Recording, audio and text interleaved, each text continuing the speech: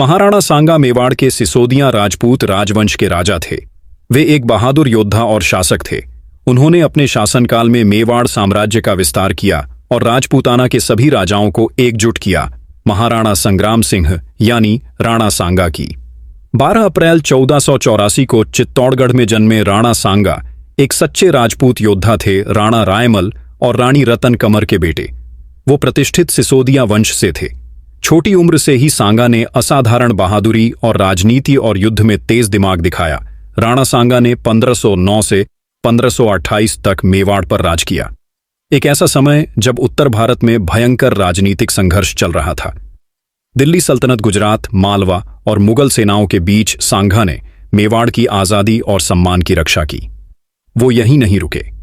सांगा ने कई राजपूत राज्यों को एकजुट किया, एक शक्तिशाली गठबंधन बनाया जिसने मेवाड़ की ताकत और प्रभाव को बढ़ाया।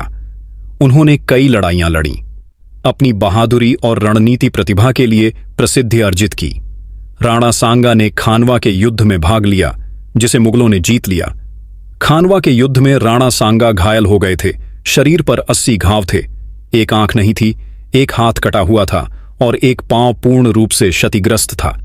फिर भी उन्होंने युद्ध लड़े और कई युद्ध में विजय प्राप्त की और 17 मार्च 1537 को उनका निधन हो गया।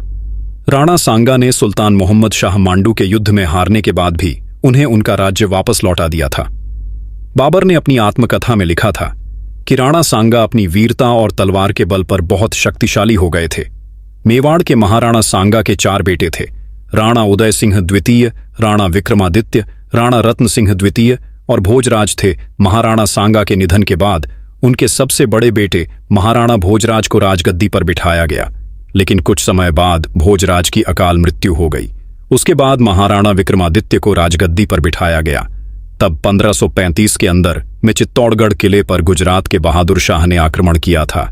उस समय युद्ध को बहादुर शाह ने जीत लिया था। तब महाराणा सांगा की पत्नी राजमाता कर्णावती ने अपने आत्मसम्मान को बचाने के लिए 13,000 माताओं बहनों के साथ चित्तौड़गढ़ किले के अंदर विजय स्तंभ के पास जौहर कर लिया था। यह चित्तौड़गढ़ का दूसरा बड़ा जौहर था, जिसमें स्त्रियों ने केवल अपने आत्मसम्मान और स्वाभिमान को बचाने के लिए जीवित चलती हुई चिता में कूद गई थी।